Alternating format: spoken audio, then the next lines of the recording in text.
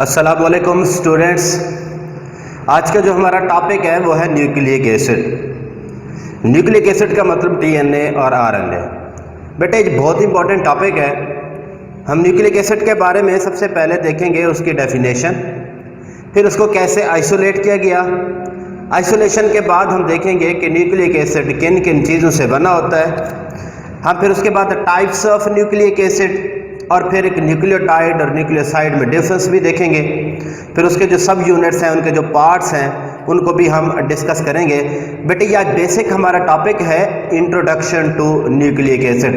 ज़रा तवज्जो से इसको समझिएगा, आगे ये इसके जो यूजेस हैं वो भी डिस्कस करेंगे डिटेल के साथ। जो न्यूक्लिक एसिड है बेटे बेसिकली अगर हम इसकी डेफिनेशन को देखें तो nucleic acid are the polymers of nucleotides. बहुत से न्यूक्लियोटाइड मिलकर न्यूक्लिक एसिड बनाते हैं। पॉलीमर्स का मतलब, पॉली का मतलब होता है मैनी, मर्स का मतलब होता है यूनिट, बहुत सी यूनिट। मतलब न्यूक्लियोटाइड जब बहुत ज़्यादा आपस में मिलते हैं तो स्टूडेंट्स वो बनाते हैं न्यूक्लिक एसिड। अब सबसे पहले 1869 के अंदर एक साइंटिस्ट था फ्रेडरिक मैशर, उसने जो पस सेल्स होते हैं उसके न्यूक्लियस से एक मटेरियल निकाला।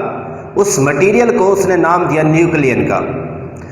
अब वो मटेरियल न्यूक्लियन जो था वो एसिडिक इन नेचर था, उसकी जो नेचर थी वो एसिडिक थी। अब एक तो उसने पस सेल्स के न्यूक्लियाई से निकाला और दूसरा उसकी एसिडिक करैक्टर होने की वजह से उसने इसको नाम दे दिया न्यूक्लिक एसिड का। Nucleic acid was first isolated in 1869 by the Frederick Mesher from the nuclei of the pus cells. They were named nucleic acid due to their isolation from the nuclei and their acidic nature. ये थी उसकी history में इनके isolation. बेटे अगर हम देखें इसकी कंपोजिशन को तो nucleic acids are composed of या are complex substances and their units are nucleotide. ऊपर डेफिनेशन में जो हमने पढ़ा पॉलीमर्स ऑफ न्यूक्लियोटाइड, तो इसका मतलब ये है कि न्यूक्लिक एसिड न्यूक्लियोटाइड से बने होते हैं। बेटे अगर हम न्यूक्लिक एसिड को देखें इसके अंदर एक होता है न्यूक्लियोसाइड और दूसरा होता है न्यूक्लियोटाइड।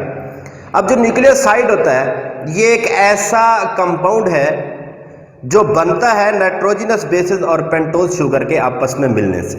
तो न्यूक्लियोसाइड क्या होता है? The compound that is formed by the combination of pentose sugar and nitrogenous bases is called as nucleoside. बेटे जब न्यूक्लियोसाइड और फास्फोरिक एसिड H3PO4 आपस में मिलते हैं तो एक न्यूक्लियोटाइड बनता है, और जब न्यूक्लियोटाइड आपस में मिलते हैं तो फिर मेरे बेटे वो बनता है न्यूक्लिक एसिड। अगर हम देखें न्यूक्लियोसाइड को तो इसकी जो नाइट्रोजनस बेसिस हैं वो प्योरीन्स और पैरिमिडीन्स हैं, हम आगे इनकी डिटेल भी पढ़ते हैं। पेंटोज शुगर जो है 5 कार्बन शुगर, डीऑक्सी राइबोज और राइबोज शुगर, ये थी इसकी कंपोजिशन, मतलब कि न्यूक्लियोटाइड। अब न्यूक्लियोटाइड कैसे है? The compound that is formed by the combination of nucleoside and phosphate group or phosphoric acid is called as nucleotide.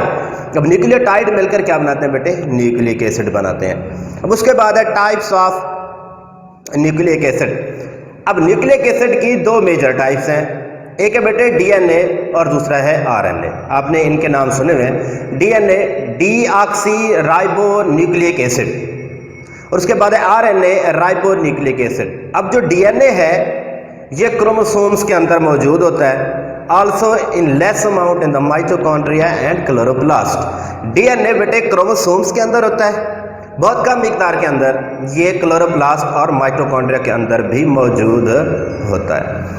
उसके बाद है आरएनए। आरएनए जो है न्यूक्लियस के अंदर एक स्ट्रक्चर होती है न्यूक्लियोलस, उसके अंदर होते हैं। दूसरा राइबोसोम्स के पास अपना आरएनए होता है। दूसरा साइटोसोल जो कि सॉल्युबल पार्ट है साइटोप्लाज्म का, उसके अंदर भी बेटे आरएनए मौजूद होता है in smaller amount other than the part of cell. RNA जो है वो कंपोज्ड ऑफ राइबो न्यूक्लियोटाइड। इसके अंदर जो न्यूक्लियोटाइड की क्लास होती है वो होती है राइबो न्यूक्लियोटाइड। तो ये राइबो न्यूक्लियोटाइड से मिलकर बने होते हैं।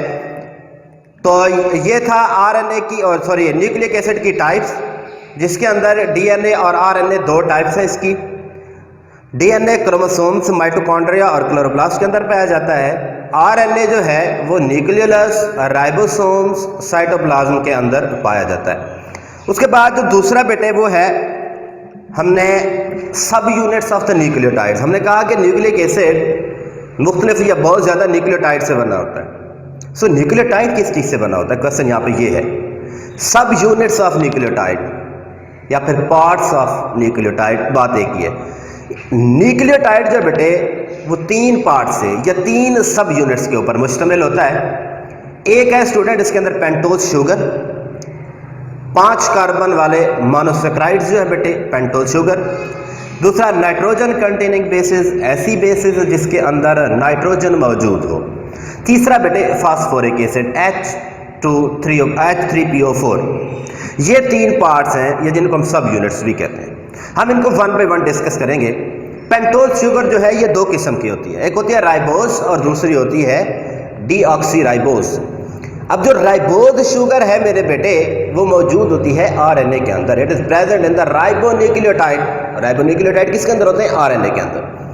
और दूसरा deoxyribose, present in the deoxyribonucleotide या डीएनए। इन डीऑक्सीराइबोज का मतलब ये है कि 1 oxygen is removed from the OH group at the carbon number 2। बेटे जो पेंटोज शुगर है उसके जो कार्बन नंबर 2 है वहां से OH ग्रुप जो है उससे ऑक्सीजन को रिमूव कर दिया जाता है, इसलिए हम इसको कहते हैं डीऑक्सीराइबोज। अब each nucleotide of RNA contain ribose sugar. RNA के अंदर क्या होगा, क्योंकि हमने कहा RNA is composed of ribonucleotide और राइबोज शुगर राइबोन्यूक्लियोटाइड के अंदर होती है, तो इसलिए each nucleotide of RNA contain ribose sugar while each nucleotide of DNA contain deoxyribose sugar. ये था बेटे शुगर के बारे में। पेंटोज शुगर जो है वो 2 किस्म की होती है, राइबोज और डीऑक्सीराइबोज। उसके बाद है नाइट्रोजिनस बेसिस। नाइट्रोजिनस बेसिस की भी 2 टाइप्स होती हैं, एक होती है बेटे पैरिमिडीन और दूसरी होती है प्योरिन्स। अब जो पैरिमिडीन है these are smaller and single ringed structure. अब जो पैरिमिडीन है ये ऐसी नाइट्रोजिनस बेसिस हैं बेटे जो स्मॉल होती हैं और सिंगल रिंग्ड स्ट्रक्चर होती हैं। अब इसके बाद जो साइटोसिन, थायामीन, यूरेसिल जो है वो इस पैरिमिडीन्स के अंदर होती हैं। 3 है, साइटोसिन, थायामीन और uracils are included in this pyrimidine. उसके बाद है प्योरिन्स। प्योरीन जो है these are double ringed structure. अगर डबल रिंग्ड है तो इसका साइज भी बड़ा होगा। ये एडेनिन और गुआनिन के ऊपर मुश्तमिल होती हैं। तीसरा बेटे जो न्यूक्लियोटाइड का सब यूनिट है वो है phosphoric acid H3PO4। It develop Easter linkage with OH group of the pentose sugar. जो पेंटोज शुगर होती है उसके OH ग्रुप के साथ ये ईस्टर बॉन्ड या ईस्टर लिंकेज बनाता है, वो भी हम आगे इस डायग्राम के अंदर बेटे दिखाया गया आपको। ये पेंटोज शुगर है, उसके साथ फास्फोरिक एसिड अटैच है और नाइट्रोजिनस बेसिस जो नाइट्रोजन कंटेनिंग बेसिस है वो भी अटैच है। उसके बाद structure of nucleoside and nucleotide.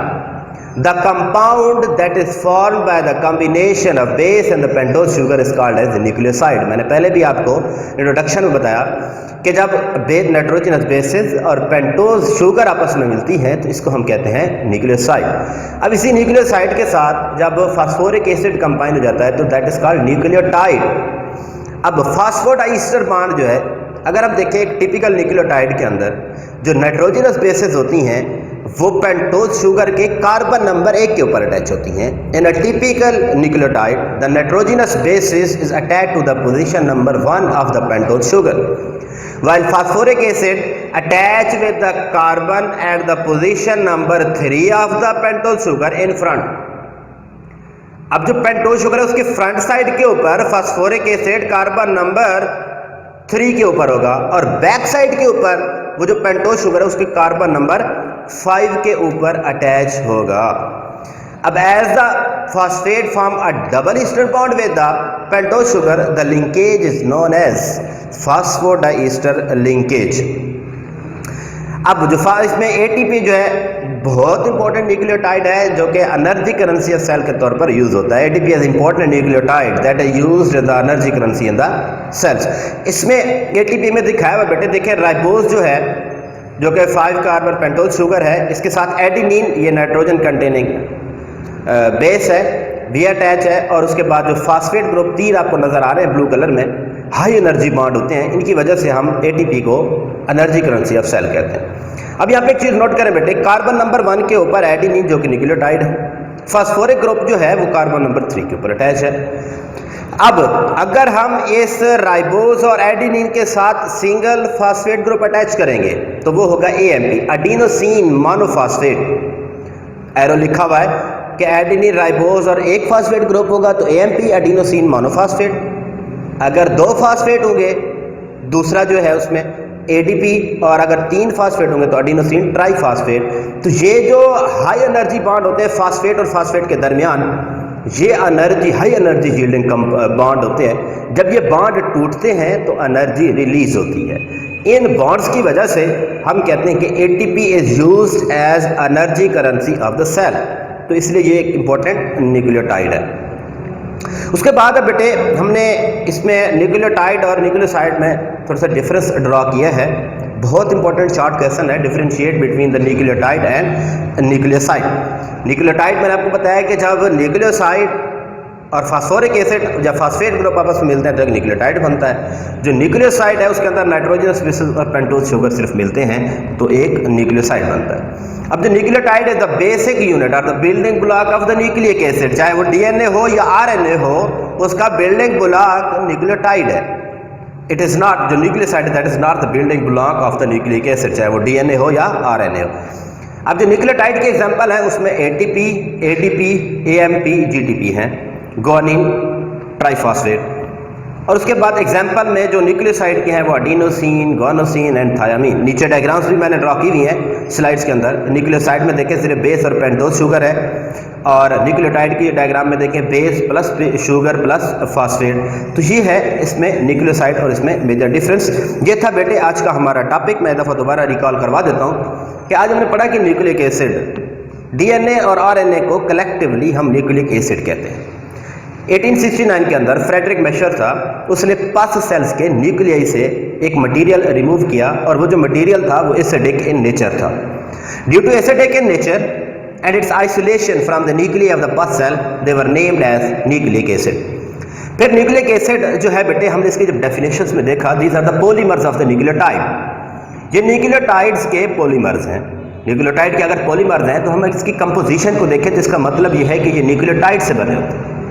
जो न्यूक्लियोटाइड है वो न्यूक्लियोसाइड प्लस फास्फेट ग्रुप जब आपस में अटैच होते हैं तो एक न्यूक्लियोटाइड बनता है। सवाल यहाँ पे ये होता है कि what are nucleoside? Nucleoside is a substance or the compound that is formed by the combination of pentose sugar and nitrogen containing bases, तो इसको हम कहते हैं। उसके बाद बेटे हमने देखा इसकी जो टाइप्स होती हैं, 2 टाइप्स हैं न्यूक्लिक एसिड की, DNA या RNA। DNA जो है वो क्लोरोप्लास्ट और माइटोकॉन्ड्रिया के अंदर मौजूद होता है, और जो DNA है वो क्रोमोसोम्स के अंदर भी मौजूद होता है। जो RNA है वो न्यूक्लियोलस, राइबोसोम्स, साइटोसोल्स के अंदर मौजूद होता है। इसके बाद हमने न्यूक्लियोटाइड के 3 पार्ट्स पढ़े। 3 पार्ट में एक पेंटोज शुगर है, दूसरा है बेटे इसके साथ नाइट्रोजन कंटेनिंग बेसिस, और उसके बाद है फास्फोरिक एसिड। अब जो पेंटोज शुगर है, पेंटोज शुगर 5 कार्बन मोनोसेक्राइड्स होते हैं। अब पेंटोज शुगर 2 किस्म की इस्तेमाल होती है, एक होती है राइबोज और दूसरी होती है deoxy ribose. Nitrogen containing basis में भी 2 है, एक डबल रिंग्ड होती है, एक सिंगल रिंग्ड होती है। जो डबल रिंग्ड है वो प्योरीन्स है जिसके अंदर एडेनिन और गुआनिन आती हैं, और जो पैराबीन है दीजर स्मॉल। सिंगल रिंग्ड जिसके अंदर साइटोसिन, थायामीन और यूरेसिल होते हैं। उसके बाद H3PO4 जो कि फास्फोरिक एसिड है, जो OH ग्रुप होता है पेंटोज शुगर का, उसके साथ फास्फोडाइस्टर बॉन्ड बनाता है। फिर हमने उसकी स्ट्रक्चर डिस्कस की, हमने ATP को देखा। ATP का एक मॉलिक्यूल्स हमने यहाँ पे ड्रा किया जो कि एनर्जी करेंसी के तौर पर होता है। डायग्राम में देखें राइबोज के साथ 3 फास्फेट ग्रुप और एक एडेनिन जो कि नाइट्रोजन कंटेनिंग बेस है वो अटैच होती है। बेटे अगर हम एडेनिन और राइबोज के साथ एक फास्फेट ग्रुप लगाएंगे तो वो एडिनोसिन मोनोफास्फेट होगा, जो कि एरो के साथ शो किया गया है। बेटे अगर हम एडेनिन और राइबोज के साथ फास्फेट ग्रुप अटैच करेंगे तो वो एडिनोसिन डाइफास्फेट होगा, वो भी एरो के साथ शो किया गया है। अगर बेटे एडिनोसिन और राइबोज के साथ 3 फास्फेट ग्रुप अटैच हो, that is called as adenosine triphosphate, जो कि ATP है, that is used as the most energy currency of the cells. अब एनर्जी करेंसी ऑफ सेल्स हम इनको इसलिए कहते हैं कि इनकी फास्फेट के दरमियान जो बॉन्ड्स होते हैं, these are called high energy bond. जब ये टूटते हैं तो बहुत ज़्यादा मिकदार में एनर्जी रिलीज होती है, तो इसलिए ATP जो कि इंपॉर्टेंट न्यूक्लियोटाइड है, that is used energy currency of the cell. फिर हमने देखा कि इसकी न्यूक्लियोटाइड और न्यूक्लियोसाइड में डिफरेंस क्या है कि अगर नाइट्रोजनस बेसिस, पेंटोज, शुगर और फास्फेट ग्रुप ये 3 चीज़ें हों तो एक न्यूक्लियोटाइड बनता है। अगर सिर्फ और सिर्फ पेंटोज, शुगर और नाइट्रोजनस बेसिस हों तो उस सब्सटेंसेस को हम न्यूक्लियोसाइड कहते हैं। अब जो न्यूक्लियोटाइड हैं वो DNA या RNA का बिल्डिंग ब्लॉक्स होते हैं, हालांकि न्यूक्लियोसाइड बिल्डिंग ब्लॉक्स के तौर पर काम नहीं करते। जो इसके एग्जांपल्स हैं न्यूक्लियोटाइड की, ATP, ADP, AMP और GTP। और उसके बाद GTP गोनोसिन triphosphate, AMP adenosine monophosphate, ADP adenosine triphosphate, ATP adenosine triphosphate और ADP जो है वो एडिनोसिन डाइफॉस्फेट है। उसके बाद न्यूक्लियोसाइड और न्यूक्लियोटाइड का जो डायग्रामेटिकली डिफरेंस है वो भी बेटे दिया हुआ है। ये था बेटे हमारा आज का टॉपिक। इसमें जो आज के इंपॉर्टेंट शॉर्ट क्वेश्चन पूछा जाता है, मैनी टाइम्स ये क्वेश्चन बोर्ड्स के अंदर, डिफरेंट बोर्ड्स के अंदर पूछा गया है, वो है difference between the nucleotide and nucleoside, और दूसरा फास्फोडाइस्टर लिंकेज क्या होती है, ये फास्फोडाइस्टर बॉन्ड जो है उसको स्केच करें। तो हम इनकमिंग क्लास लेक्चर्स के अंदर इसको डिस्कस करेंगे। ये था बेटे हमारा आज का introductory lecture, that is introduction to nucleic acid. Next lecture तक के लिए इजाजत दीजिए। अल्लाह हाफिज़।